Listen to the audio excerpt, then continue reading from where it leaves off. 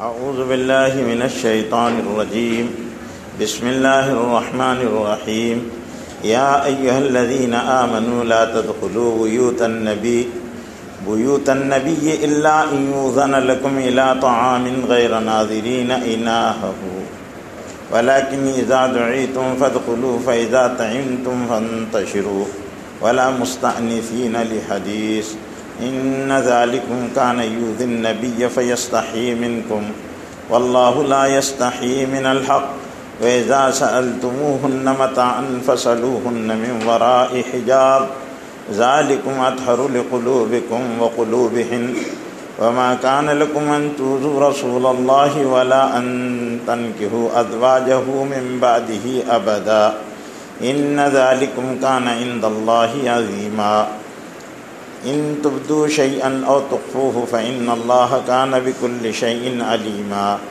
لا جناح عليهن في آبائهن ولا أبنائهن ولا إخوانهن ولا أبناء إخوانهن ولا أبناء أخواتهن ولا نسائهن ولا ما ملكت أيمانهن واتقين الله ان الله كان على كل شيء شهيدا ان اللہ وملائکتہ یصلون علی النبی یا ایہا الذین آمنوا صلوا علیہ وسلموا تسلیما ان الذین یؤذون اللہ ورسولہ لعنہم اللہ فی الدنیا والآخرہ وأعد لهم عذابا مہینا والذین یؤذون المؤمنین والمؤمنات بغیر ما اکتسبوا فقد احتملوا بہتانا واسما مبینا۔ یہ سورہ احزاب کا 7واں رکوع ہے اور یہ بات شروع سے کہی جا رہی ہے کہ سورہ احزاب حضور اکرم صلی اللہ علیہ وسلم کے حقوق کی پاسداری اور حضور اکرم صلی اللہ علیہ وسلم کے مقام و مرتبے کو اور آپ کے آداب کو اور آپ کے حقوق کو بتانے کے لیے ہے، اور اس میں جتنے بھی مسائل ہیں وہ زیادہ تر حضور اکرم صلی اللہ علیہ وسلم کی شخصی و انفرادی زندگی سے متعلق یا آپ کے گھریلو مسائل سے متعلق احکام ہیں، اور اس میں حضور اکرم صلی اللہ علیہ وسلم کی بشریت کے ساتھ ساتھ آپ کی عظیم الشان نبوت کے مقام کو اور اس کے درجے کو وضاحت کر کر لوگوں کو یہ ادب سکھانا مقصود ہے کہ حضور اکرم صلی اللہ علیہ وسلم کے ساتھ کو کسی بھی قسم کی تکلیف دینا کفر ہے۔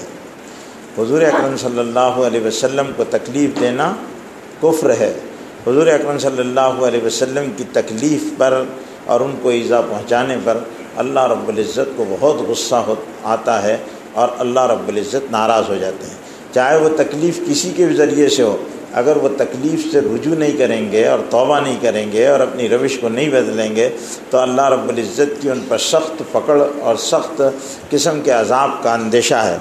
اس لیے حضور اکرم صلی اللہ علیہ وسلم کا جہاں معاملہ ہے وہاں پر بہت ادب کا، احترام کا، محبت کا، عقیدت کا تعلق ہونا چاہیے، کیونکہ ہر مسلمان پر حضور اکرم صلی اللہ علیہ وسلم پر ایمان لانا بھی فرض ہے، اور آج صلی اللہ علیہ وسلم کی باتوں پر عمل کرنا بھی فرض ہے، اور آج صلی اللہ علیہ وسلم کے ساتھ محبت بھی فرض ہے، اور آج صلی اللہ علیہ وسلم کے ساتھ غایت درجے کا تعلق اور شائستگی وہ بھی، اور ادب و احترام، یہ ساری چیزیں حضور صلی اللہ علیہ وسلم کی فرض ہے۔ تو اس سلسلے میں کچھ باتیں یہاں پر آپ صلی اللہ علیہ وسلم کی ازواج مطہرات کے تعلق سے آئی، آپ کے متبنہ بنا لینے کے واقعے کے تعلق سے آئی، اور حضور اکرم صلی اللہ علیہ وسلم کے اور جو معاملات ہیں ان سے ساری چیزوں میں اس میں بتایا گیا۔ یہاں بھی جو بات کہی جا رہی ہے وہ حضور اکرم صلی اللہ علیہ وسلم کی بیویوں ہی سے مخاطب ہے۔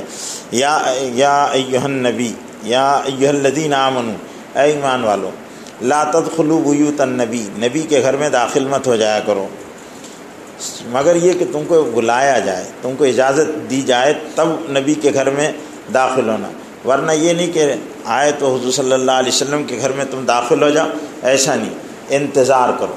دوسری جگہ سورہ حجرات میں آپ نے سنا ابھی تراویح میں 2 روز پہلے کہ اللہ رب العزت فرماتا ہے کہ نبی کے دروازے پر کھڑے رہ کر چلاؤ مت، انتظار کرو۔ حضور اکرم صلی اللہ علیہ وسلم خود نکل کر آئیں گے، انتظار کرو، تم جا کر دروازہ کھٹکھٹاتے رہو، پتہ نہیں اللہ کے رسول صلی اللہ علیہ وسلم آرام کر رہے ہیں کس چیز میں، تو وہ تکلیف کی بات ہوتی ہے حضور صلی اللہ علیہ وسلم کے لیے، تو تم وہاں پر آواز بلند مت کرو، لا ترفعوا اصواتکم فوق صوت النبی، نبی کی آواز سے اونچی آواز نہیں ہونا چاہیے، نبی کی آواز سے اونچی آواز نہیں، نگاہیں پست ہو، آواز بلند نہ ہو، دل میں پوری عظمت ہو۔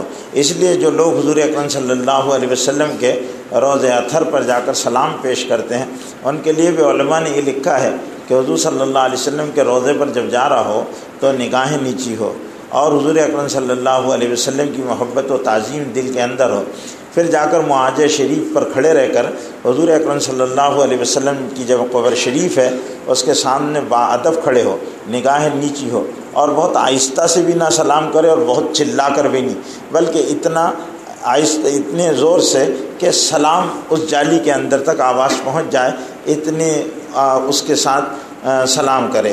یہ حضور اکرم صلی اللہ علیہ وسلم کا ادب ہے۔ وہاں یہ آیت قبر شریف پر لکھی ہوئی ہے، لا ترفعوا اصواتکم فوق صوت النبی، نبی کی آواز سے تمہاری آواز اونچی نہیں ہونا چاہیے۔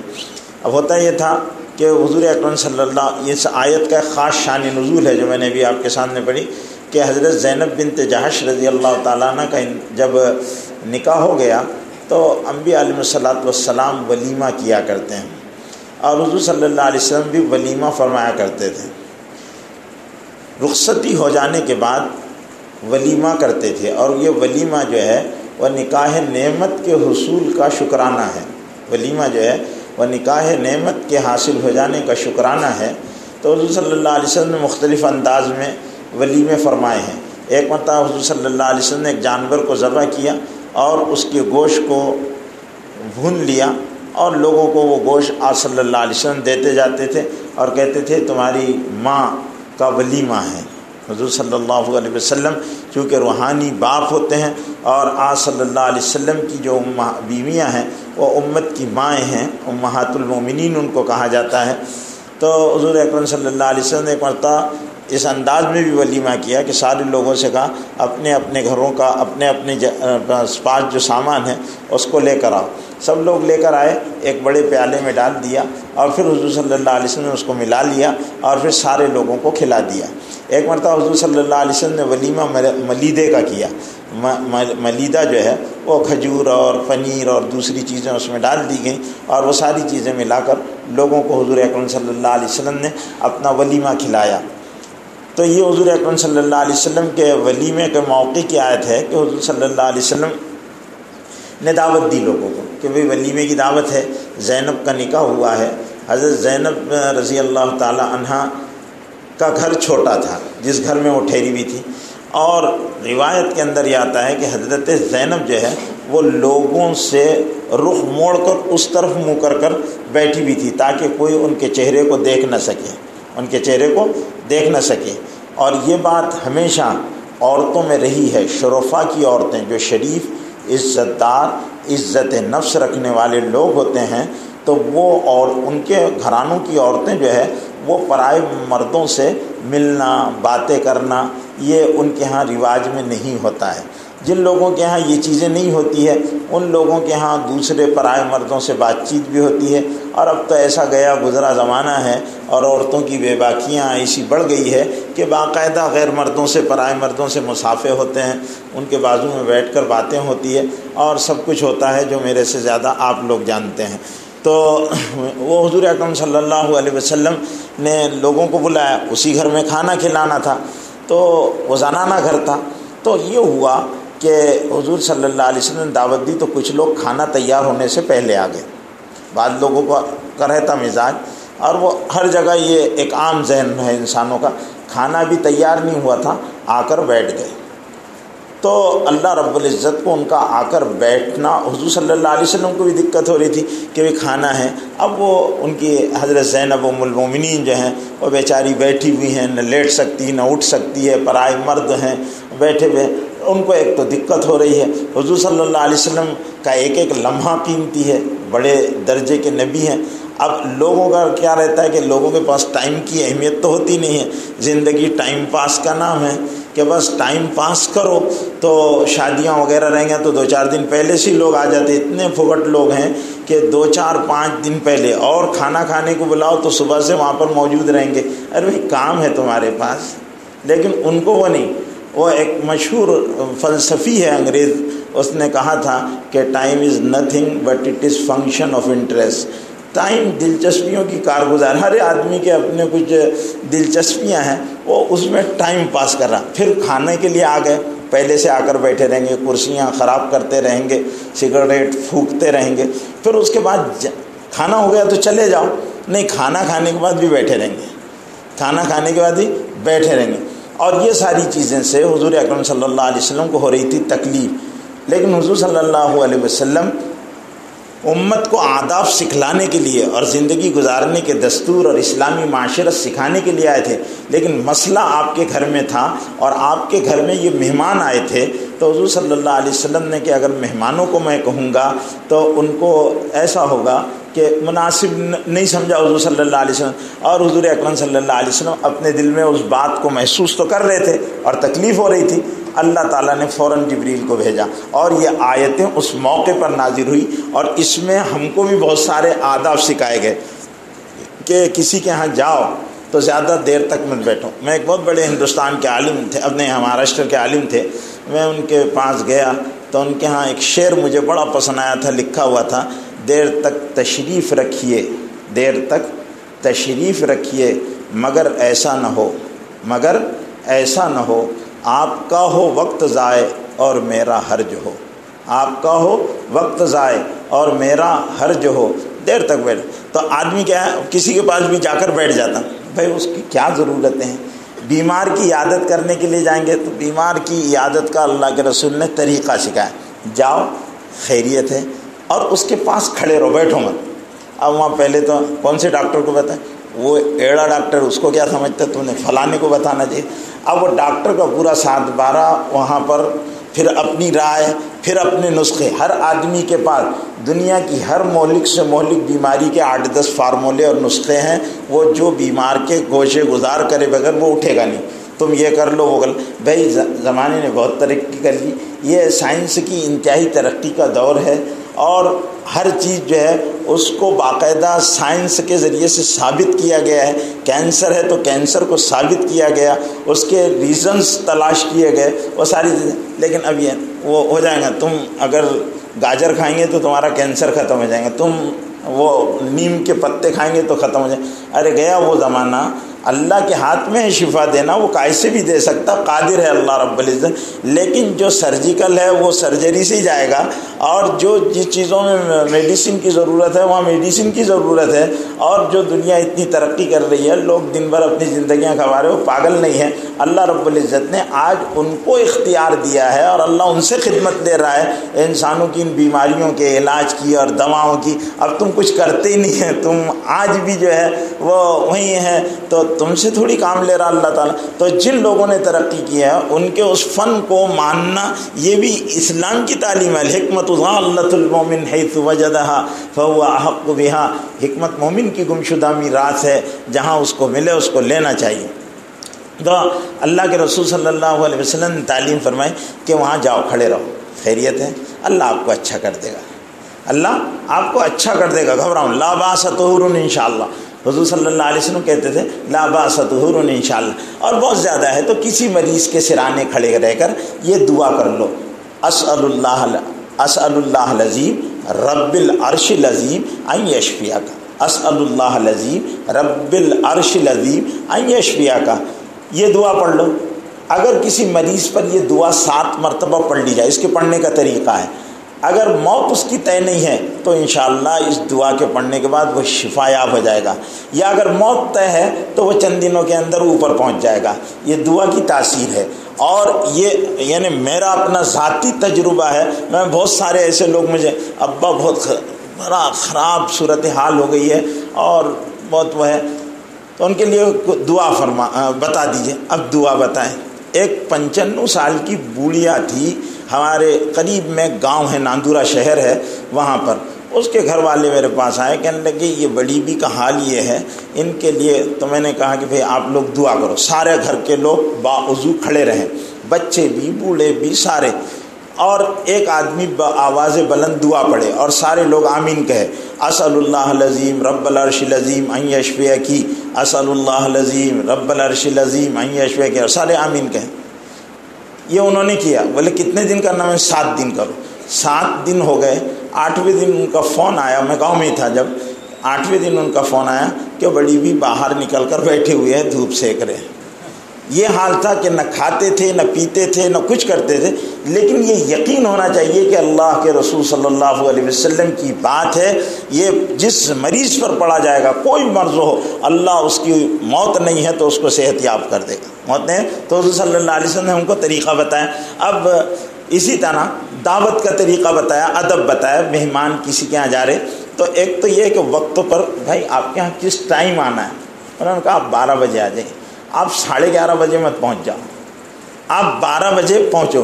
اور یہ بھی نہیں کہ آپ کو بلایا ہے انہوں نے 12 بجے اور آپ 1 بجے پہنچ رہے، لاسٹ لوکل، آخری آدمی بن کر مت جاؤ کہ وہ آپ کا انتظار کر رہا ہے۔ جو ٹائم دیا ہے تاکہ میزبان کو زحمت گوارا نہ کرنا پڑے، وہاں پر کوئی ایسا حرکت مت کرو کہ جس کی وجہ سے میزبان کو تکلیف ہوتی ہو اور وہ اپنی یعنی میزبانی تو کر رہا ہو لیکن اپنی تکلیف کا اظہار نہ کر سکے، اپنی تکلیف کا اظہار نہ کر سکے۔ کھاؤ پیو اور پھر وہاں سے نکل جاؤ، جلدی سے نکل جاؤ اور اس کو دعا دیتے ہوئے جاؤ۔ اس کو دعا کیا دینا ہے؟ اللہم اطعمنی، اللہم اطعم من اطعمنی واسقی من سقانی، اے اللہ اس کو کھلا جس نے مجھے کھلایا اور اس کو پلا جس نے مجھے پلایا۔ اور پھر یہ دعا دو، اکل طعامکم الابرار، تمہارا کھانا نیک لوگ کھائیں، اکل طعامکم الابرار، تمہارا کھانا نیک لوگ کھائیں، وَأَفْطَرَ عِنْدَكُمُ الصَّائِمُونَ، اور روزے دار تمہارے دسترخوان پر افطار کریں، وَصَلَّتْ عَلَيْكُمُ الْمَلَائِكَةُ، اور فرشتے تم پر رحمتوں کی دعا بھیجیں، رحمتوں کی دعا بھیجیں۔ یہ دعا کر کر وہاں سے چلے آؤ۔ اب یہ طریقہ حضور صلی اللہ علیہ وسلم نے ہم کو مہمانی کے طور پر بتایا، کسی کے یہاں مہمانی کے لیے جانا ہے تو یہ طریقہ ہے۔ اب لوگ کیا کرتے ہیں کہ اس میں مہمانی کے لیے جاتے ہیں تو بہت ساری باتیں ہوتے رہتی ہیں، غیر ضروری باتیں، لیکن ہمارے ہاں جو دعوتیں وغیرہ ہوتی ہے تو ان دعوتوں میں یہ ہوتا ہے کہ باقاعدہ لوگوں کے بیٹھنے کے لیے کرسیاں رکھی جاتی ہے کہ آؤ ٹائم پاس کرو، بیٹھے رہو۔ پھر کھانا شروع ہونے سے پہلے اسٹارٹر دیا جاتا ہے کہ تم ٹائم پاس کرتے رہو، ابھی کھانا آنے والا ہے۔ پھر اس کے بعد کیونکہ پوری قوم کا وقت ہی اللہ، بس اس کو نہ وقت کو اللہ کی امانت سمجھا جا رہا ہے نہ اس کی قدر جانتے ہیں ہم لوگ، تو بس وقت ہے کہ وہ اس کو کسی بھی طرح ضائع کرنا ہے، تو یہ ہے۔ جبکہ حدیث میں آتا ہے نعمتان مغبون فیہما کثیر من الناس الصحۃ والفراغ، 2 نعمتیں ایسی ہے کہ جس کے بارے میں لوگ اکثر غفلت اور لاپرواہی کا شکار ہیں۔ ایک تو ہے صحت کو ضائع کر دیتے ہیں، جوانی ہے تو وہ جا رہی ہے بربادی میں، صحت ہے تو وہ بھی اس کا بھی ستیہ ناش ہو رہا ہے، اور وقت ہے تو وقت پوری قوم ٹائم پاس بنی ہوئی ہے۔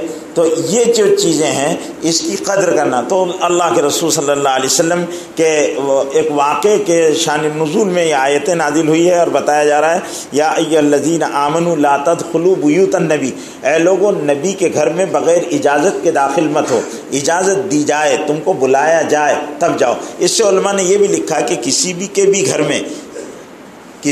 گھر میں بغیر اجازت کے داخل نہیں ہونا چاہیے، نہیں تو آئے چھٹے چلے، السلام علیکم، بیل کون ہے؟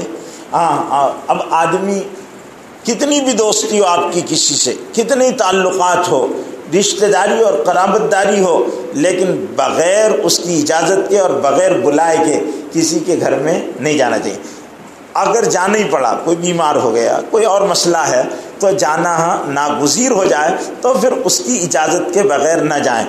لا یوزن لکم، یہ آیتیں جو ہیں سورہ نور میں بہت تفصیل کے ساتھ یہ احکام آئے ہوئے ہیں، گھروں میں داخل ہونے کے طریقے کیا ہیں، کسی کے گھر میں جانے کا طریقہ کیا ہے، کیسے سلام کر کر داخل ہونا ہے، کس طرح اپنا تعارف کرانا ہے۔ کسی کے گھر جاؤ تو پہلے کہو السلام علیکم رحمۃ اللہ، تو اندر والوں کو معلوم ہو جائے.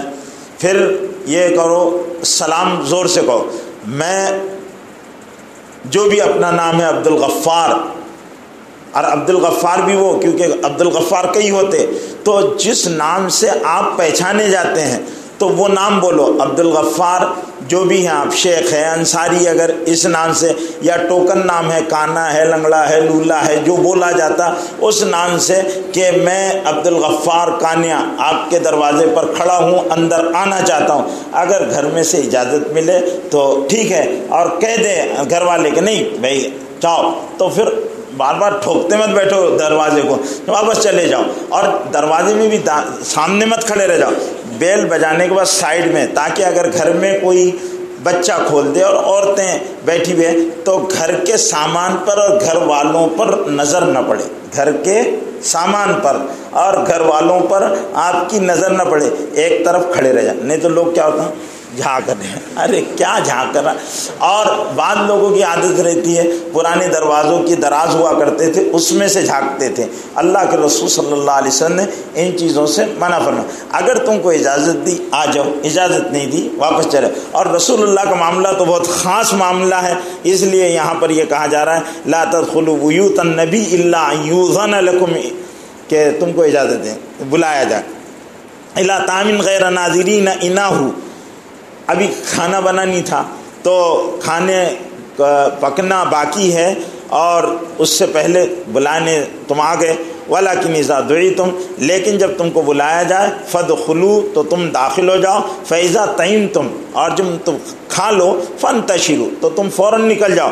وَلَا مُسْتَأْنِسِينَ لِحَدِيثٍ، اور باتوں میں مت بیٹھو، باتوں میں جی لگا کر بیٹھے رہنا، بات پر بات، بات پر بات، بات پر ذرا اور کان لگا کر، وہاں کیا بول رہا تو وہاں جا کر کھڑے رہیں گے بعض لوگ، پھر وہ کیا بول رہا تو وہاں سنیں گے.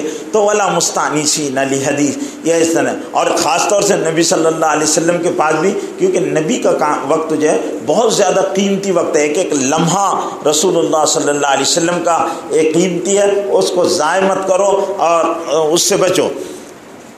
پھر آگے اللہ کہہ رہے ہیں ان ذالکم کان یؤذی النبی، اور یہ بلا شبہ یہ تمہاری حرکتیں جو ہے اس سے نبی کو تکلیف پہنچتی ہے، اس سے نبی کو تکلیف پہنچتی ہے. فیستحی منکم، اور نبی شرماتے ہیں تم سے یہ بات بولنے سے، کہ بھئی تم کھانا بھی پکا نہیں اور آ کر بیٹھ گئے، یا کھانا کھا لیے تو تم نکل جاؤ، ایسا تو یہ نہیں بول پاتے ہیں. حالانکہ یہ آداب سکھانے کے لیے اللہ کے رسول صلی اللہ علیہ وسلم کو بھیجا گیا. آج صلی اللہ علیہ وسلم نے امت کو اچھے اخلاق اور اچھے عادات کی تعلیم دی، لیکن حضور صلی اللہ علیہ وسلم کے ہاں جب یہ معاملہ پیش آیا تو حضور صلی اللہ علیہ وسلم نے خود اس لیے نہیں بتایا کہ امت کو میزبان تھے اللہ کے رسول، اور میزبان پر مہمان کی کتنی بھی مہمان تکلیف دے رہا ہو تو اس کی تکلیفوں کو برداشت کرنا یہ میزبان کی ذمہ داری ہے کہ وہ خوش اسلوبی کے ساتھ میزبان کی تکلیفوں کو برداشت کر لے اور جھیل لے. واللہ لا یستحی من الحق، لیکن اللہ بات کو بیان کرنے سے نہیں شرماتا. وَإِذَا سَأَلْتُمُوهُنَّ مَتَاعًا، اور جب تم اللہ کے رسول صلی اللہ علیہ وسلم کے گھروں میں کسی سامان کو مانگنے کے لیے جاؤ تو فَاسْأَلُوهُنَّ مِنْ وَرَاءِ حِجَابٍ، تو نبی کی بیویوں سے پردے کے آڑ میں سے پیچھے سے مانگو، ایک دم سامنے جا کر کھڑے مت رہو. اور یہ عام امت کو بھی یہ کہ کسی کے ہاں کوئی چیز لینے کے لیے جا رہے ہیں تو دروازے سے ہٹ کر کھڑے رہ جاؤ، اور تاکہ گھر والے، جیسے بانگی صاحب گئے کسی کے گھر میں ڈبہ لانے، اب دروازے پر ڈٹ کر کھڑے رہ گئے، گھر والے ڈبہ باہر رکھ دیں اور اپنا دروازہ بند کر لیں، تم اپنا ڈبہ لے لیں. کسی کے ہاں کوئی چیز لینے گئے تو وہ اپنا باہر نکال دیں، آپ ایسا کہ اس پر نظر نہ پڑے، اس پر گھر والی پر نظر نہ پڑے، گھر والوں پر نظر نہ پڑے.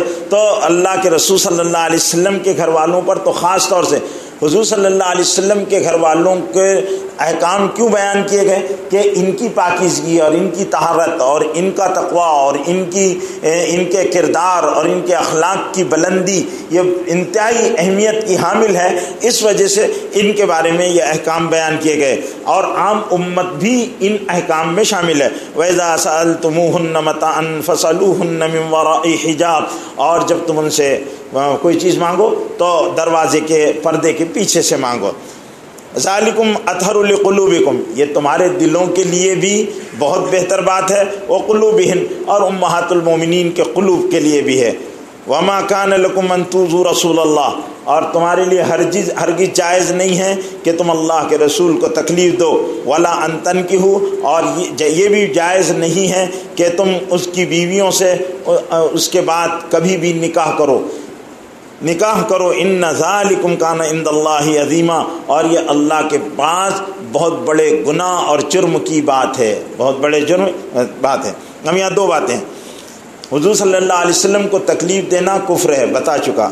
حضور اکرم صلی اللہ علیہ وسلم کی ازواج مطہرات سے نکاح نہیں کیا جا سکتا، حضور صلی اللہ علیہ وسلم کی بیویوں سے امت کے لیے ان کا نکاح حلال نہیں ہے، البتہ وہ مائیں ہیں لیکن ان پر پردے کے احکام ہیں۔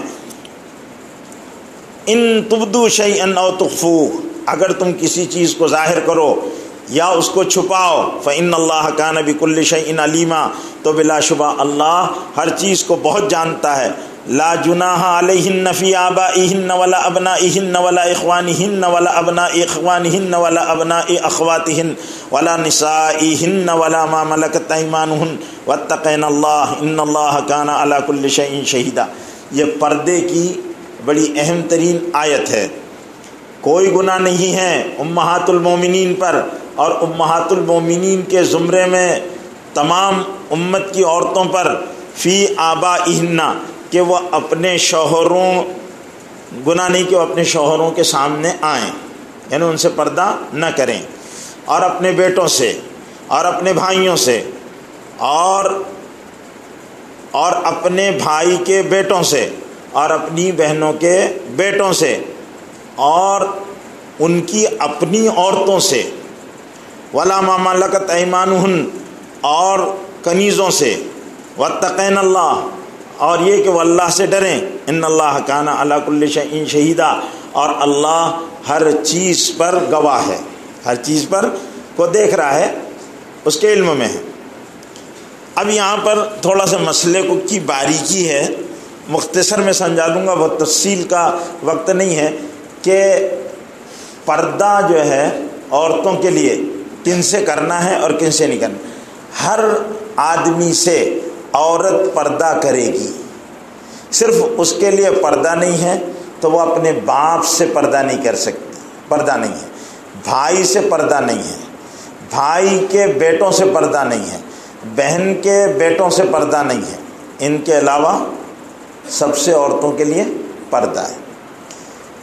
عورتیں مسلمان عورتوں سے، عورتوں کے لیے، مسلمان عورتوں کے لیے پردہ نہیں ہے۔ کافر عورتوں سے مسلمان عورتیں پردہ کرے گی، کنیزیں ان سے پردہ نہیں کرے گی، جو باندیاں گھروں میں رہتی تھیں ان سے پردہ۔ اب یہاں مسئلہ یہ ہے کہ عورتیں عورتوں سے پردہ کریں، اس لیے پردہ کرنے کا ہوگا کہ دوسری عورتوں کے ساتھ، اور مسلمانوں میں بھی ان عورتوں سے جو عورتیں بگڑ چکی ہیں، جن کے اخلاق عادتیں خراب ہو چکی ہے، شرفا کی عورتیں، ان سے بھی پردہ کرے گی، ان سے بھی پردہ کرے گی۔ بازاروں میں جانے والی عورتوں سے عورتوں کو پردہ کرنا پڑے گا، اس لیے جو بغیر محرموں کے گھومتے رہتی ہے ان سے پردہ، کیونکہ ان کی برائیاں شرفا کی عورتوں کے اندر اگر آ گئی تو پورا کا پورا اسلامی سماج کرپٹ ہو جائے گا اور خراب ہو جائے گا۔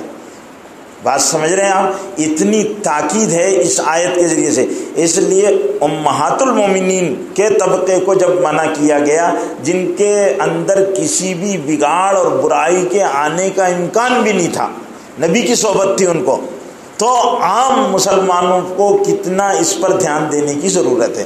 اس کی بہت زیادہ تفصیلات ہیں اور باریکیاں ہیں، بس میں ایک مختصر طور پر یہاں پر آپ کو اتنی بات بتا دیا ہوں۔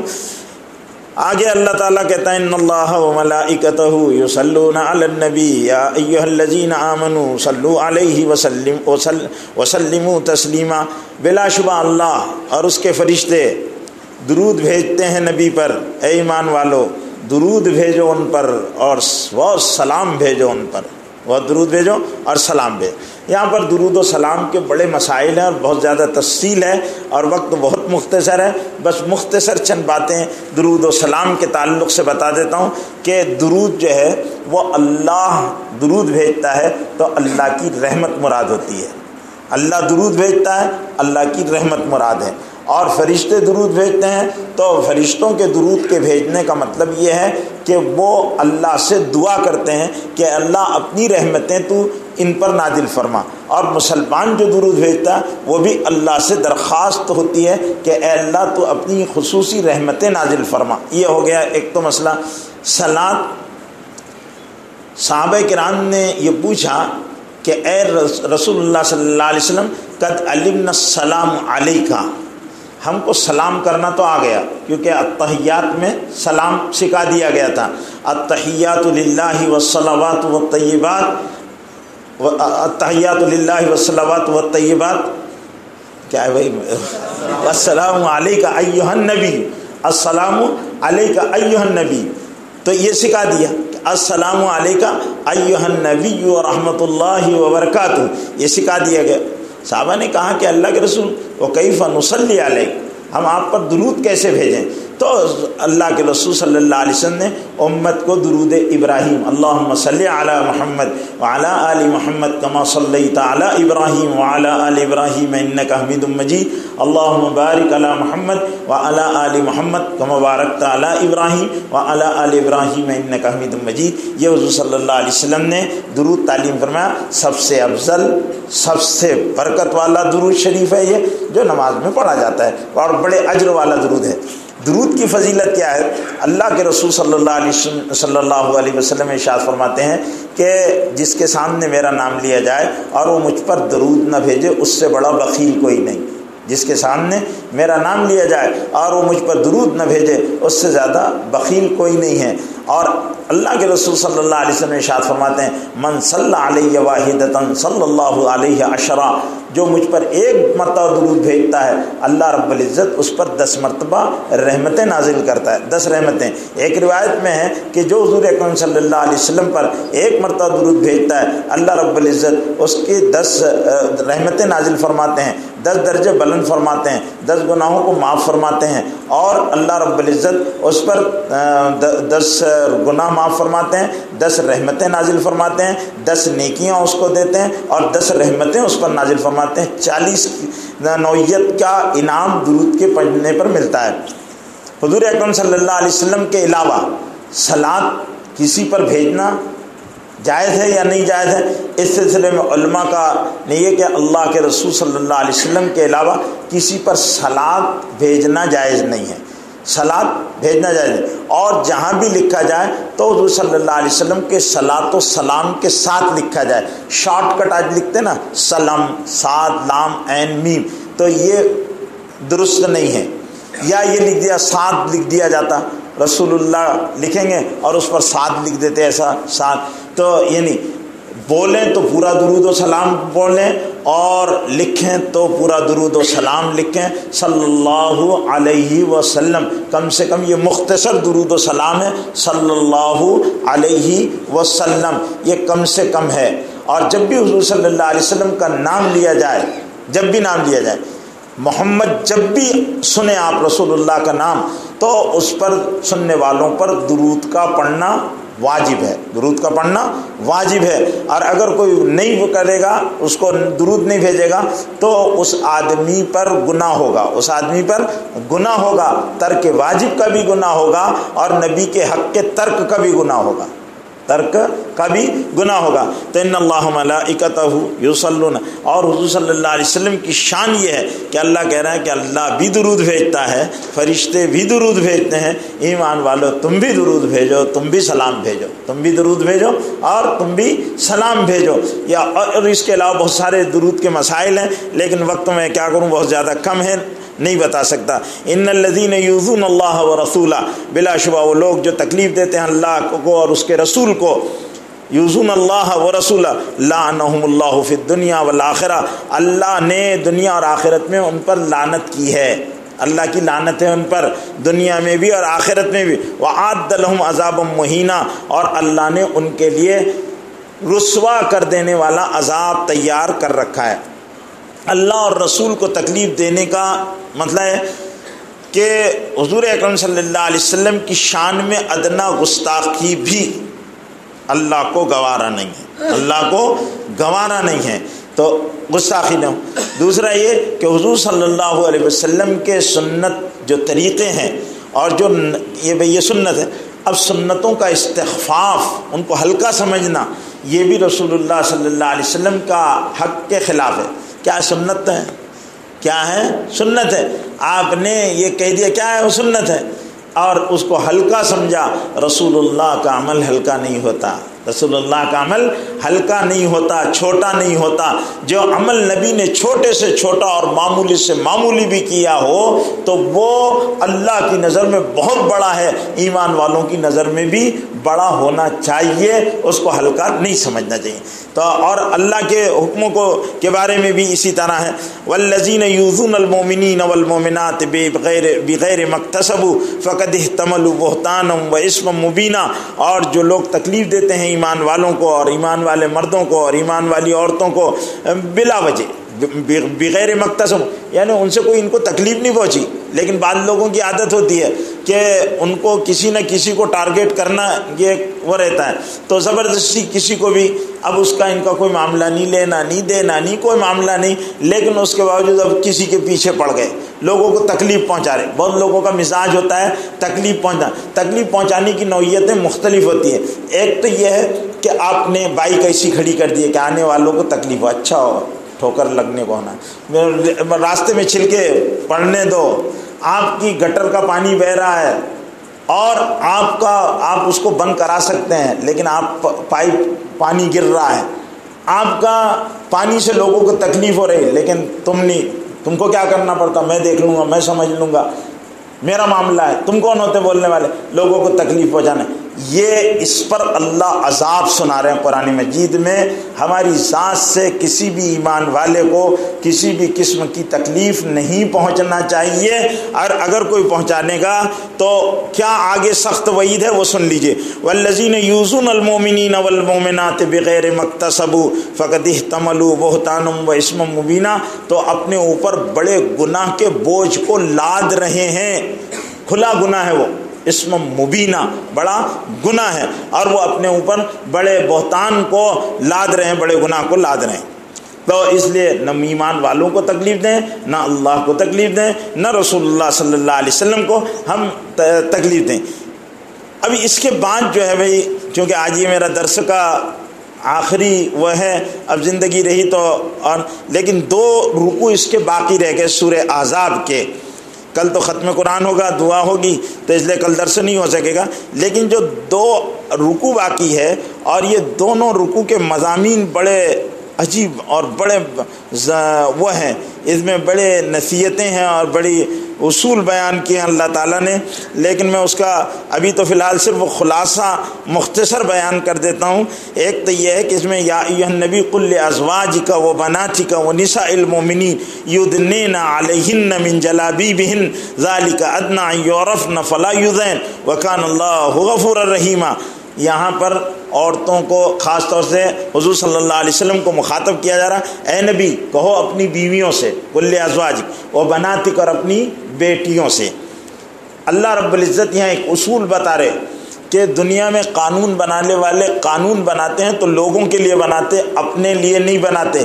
اللہ قانون بنا رہا ہے اور اپنے نبی کے ذریعے سے وہ قانون انسانوں کو بتانا ہے اس کو، تو سب سے پہلے کس کو کہا جا رہا؟ قل ازواجک، اپنی بیویوں سے کہو، وہ بناتک، اور اپنی بیٹیوں سے کہو، وہ نساء المومنین، اور تیسرے درجے میں مسلمانوں کی عورتوں سے۔ یعنی صرف یہ نہیں کہ رسول اللہ کے گھر والوں کے لیے پردے کے احکام ہیں اور باقی لوگ آزاد ہیں، وہ نساء المومنین، اللہ آخرت کے دن پر یقین رکھنے والی عورتوں سے کہہ دو۔ اور نساء المومنین کا، مومنات نہیں کہا، اگر اللہ چاہتا تو یہاں یہ لفظ استعمال کرتا، کل ازواجک و بناتک والمومنات، مومنات سے کہہ دو، نساء المومنین، مومنین سے کی بیویوں سے کہو۔ اس میں مومنین کی گردن پھنسا کر ان کی عورتوں کو احکام دیے جا رہے کہ اگر تمہاری عورتیں بے پردہ ہوئیں اور تمہاری عورتیں بے پردہ نکلی اور تمہاری عورتیں بے حجاب ہوئیں تو قصوروار عورتوں کی طرح تم بھی ہوگے۔ بے پردگی میں تمہارے نساء المومنین کی قید لگا کر، یہاں ایک بڑی حکمت ہے اللہ تعالیٰ کی، نساء المومنین، کیونکہ پردے کو نافذ کرنے کی ذمہ داری مرد کی ہے، مرد کی ہے۔ مرد پابند کرے کہ تم کو پردے میں رہنا ہے، پردے میں رہنا ہے، اور اگر مرد عورت کو پردے میں نہیں کر سکتا ہے تو مرد کی ذمہ داری ہوگی اور اس کا وبال مرد پر بھی آئے گا۔ یدنین علیہن من جلابیبہم، جب وہ نکلیں گھروں میں سے کسی ضرورت کی وجہ سے، اور ضرورت کے درجے کی اوپر میں تشریح کر چکا ہوں، تو اپنے اوپر پردہ ڈال لیا کریں۔ جلابیب کہتے ہیں، جلباب ایسی چادر کو کہتے ہیں جو اوپر سے ڈالی جائے نیچے تک کو ڈھانک دے، نیچے تک کو ڈھانک دے، اس کو جلابیب کہتے ہیں، تاکہ عورت اپنے برقعے میں سے پہچانی نہ جائے، اس کے جسم کی ساخت نمایاں نہ ہوتی ہو اور وہ پہچانی نہ جاتی ہو۔ اور یہ جب پہن کر نکلے گی تو یہ ہوگا کہ چھیڑ چھاڑ کا جو سسٹم ہے وہ اس میں لوگوں کو خطرہ رہے گا کہ بھئی یہ اس میں جو جانے والا جا رہا ہے کہیں ہمارے گھر کا ہی کوئی نہ ہو اور ہم چھیڑ لیں، آپا ہو، اماں ہو، خالہ ہو، اور پھر بعد میں جوتے کھانا پڑے، تو اس کے لیے وہ رک جائے۔ تو یہ حضور صلی اللہ علیہ وسلم کے زمانے میں بھی منافقین کیا کیا کرتے تھے کہ عورتوں سے بیٹھا کرتے تھے، اور یہ ہر زمانے کے شر انگیز اور جن کی دلوں میں روگ ہے، قرآن کہتا ہے، قرآن کے الفاظ ہے مرجفون فی قلوبہم مرض، یہ ایک بیماری ہے، عورتوں سے چھیڑنا یہ ایک بہت خراب بیماری ہے، یہ ایک بہت خراب بیماری ہے۔ اس کو اللہ نے کیا کہا؟ عورتوں سے چھیڑ چھاڑ کرنے کو فی قلوبہم مرض، ان کی بیماری ہے، روگ لگا ہوا ہے، وہ عورتوں کو چھیڑیں گے تو وہ کیا ہوتا کہ اسکول میں لڑکیوں کے جانے کا ٹائم ہے تو ٹپوری کیا کرتے ہیں، وہاں کھڑے رہ جاتے ہیں، اب سیٹیاں بجا رہے، کہیں کچھ کر رہے، کہیں کچھ کر رہے، حرکتیں کر رہے ہیں، بیٹھے ہوئے ہیں، اور بچیاں جا رہی ہے، یہ اس طرح یہ حرکتیں ہوتے رہتی ہیں۔ یہ بیمار ذہنیت ہے، یہ گندی اور خراب ذہنیت ہے، یہ عیاشی اور اس کا مزاج ہے۔ تو یہ منافقت کی علامتوں میں سے، ایسی فطرت ایمان والوں کی نہیں ہوتی، یہ منافقوں کی خصلت اور منافقوں کی فطرت ہے۔ اللہ نے ایسے شرری روگی لوگوں کے لیے کو کن کے زمرے میں شامل کیا؟ منافقوں کے زمرے میں شامل کیا، کہ جب عورتیں نکلے گی برقعے میں تو ان کو چھیڑا نہیں جائے گا کہ نہیں بھئی یہ جو برقعہ میں جا رہی ہے تو یہ شریف عورتیں ہیں، ان سے چھیڑ چھاڑ نہیں کرنا چاہیے۔ اور جو بن ٹھن کر اور بغیر حجاب و بغیر پردے کے نکلے گی تو پھر وہ جو ایسے بیمار لوگ ہیں جو ہر سماج میں ہوتے ہیں تو وہ اس سماج میں اس طرح کا کرپشن پھیلاتے ہیں تو وہ ان چھیڑ چھاڑ کریں گے۔ تو اس کے لیے پردے کی بڑی تاکیدی احکام ہے۔ اس کے علاوہ اور دوسرے مضامین ہیں لیکن وقت زیادہ ہو گیا، موقع ملا تو پھر انشاءاللہ کوئی اور وقت اس کے مضامین کو بیان کر دیا جائے گا۔ اللہم صلی علی سیدنا و شفیعنا و حبیبنا و نبینا مولانا محمد مبارک وسلم۔ ربنا آتنا فی الدنیا حسنہ وفی الآخرۃ حسنۃ وقنا عذاب النار۔ ربنا اغفر وارحم وتجاوز عما تعلم انک انت العز الاکرم۔ اللہم انا نسألک من الخیر کل عاجلہ وعاجلہ ما علمنا منہ وما لم نعلم ونعوذ بک من الشر کل عاجلہ وعاجلہ ما علمنا منہ وما لم نعلم۔ ربنا تقبل منا انک انت السمیع العلیم وتب علینا انک انت التواب الرحیم۔ وصلی اللہ تعالی علی النبی الامی الکریم وعلی آلہ وصحبہ اجمعین، آمین برحمتک یا